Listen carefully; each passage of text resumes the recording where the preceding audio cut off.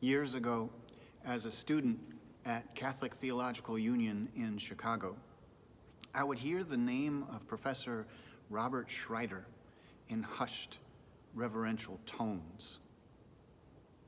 A group of students would be coming down the stairs, energetically discussing theology, and one of them would say, "Bob Schreiter said," and everyone would listen attentively and then respond, "He's so good."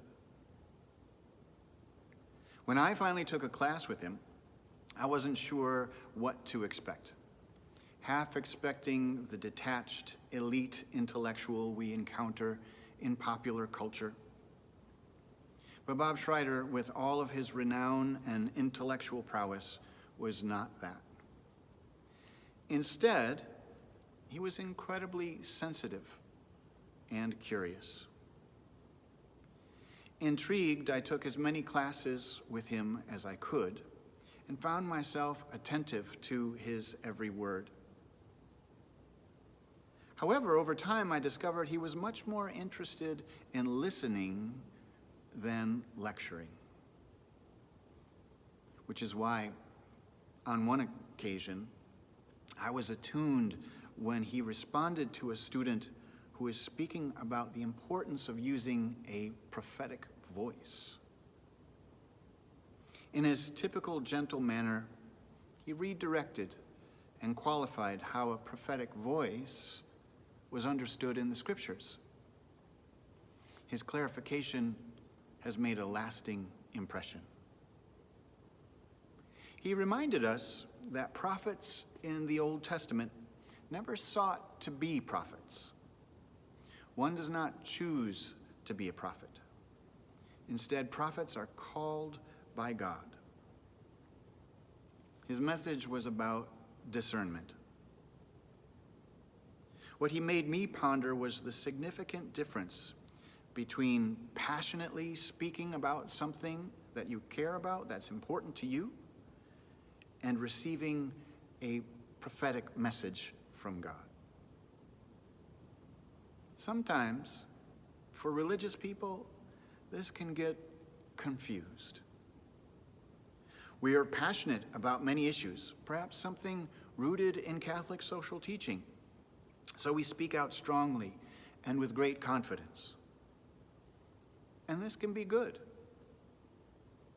However, sometimes we are tempted to say we're using a prophetic voice.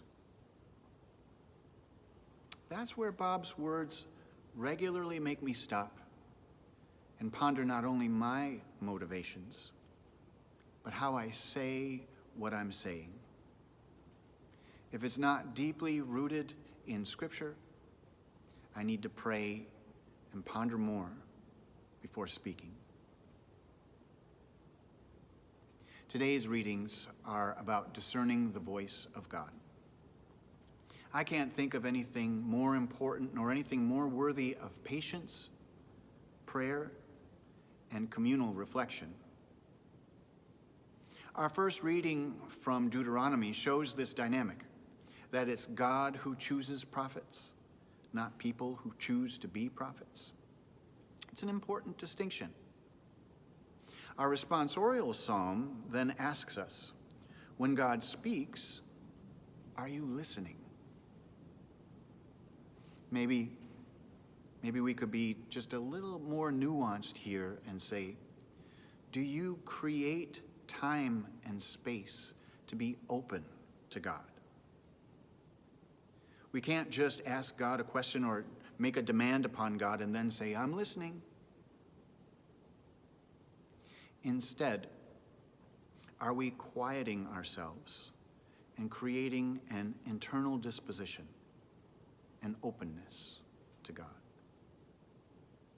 Letting God communicate with us in God's way and in God's time. After all, as Psalm 139 says so beautifully, before you were knit together in your mother's womb, God knew you. So God knows how to communicate with you. When you do this, you might be surprised. You may discover a prophetic voice or a special calling. You may also find that you are loved and that what you're doing is valued. You may even find an answer to a problem that's been weighing on you. Whatever the case, when you create this time and space, you are building a deeper relationship with God.